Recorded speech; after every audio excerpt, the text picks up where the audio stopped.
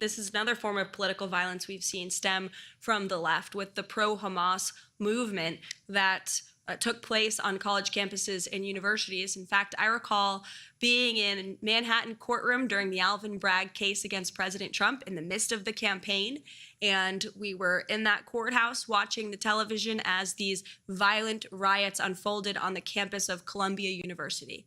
And I remember the president watching the television saying, when we are back, we are going to fix this. This is ridiculous, and immediately directed his campaign staff at the time to insert it into the speeches and to make sure the American public knew he was not going to tolerate violence on our nation's college campuses. He has brought many of these colleges and universities to their knees by threatening their federal funding and in a few cases cutting federal funds. If you violate federal law, you will not receive federal funds under this administration. It's very simple. If you allow the illegal harassment and violence against students of any race or religion on your campus, you will not receive federal funding. You are violating Title VI, which is federal law. The president's made that very clear. As for the visas, same is true. The president and the Secretary of State, Marco Rubio, who's doing a tremendous job, have taken incredibly strong action on this as well.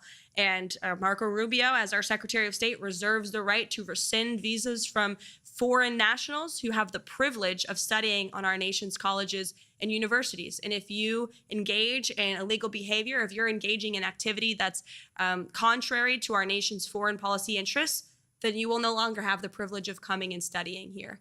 We're going to put American citizens and American students first, and only the best and brightest should be allowed to come to our country and study at our nation's colleges and universities. So again, such a pleasure to see all of you here today. Thank you so much for coming to the White House. We hope you enjoy the rest of this beautiful day at 1600 Pennsylvania Avenue, and thanks for all that you do. Take care. Thank you. Thank you. Thank you.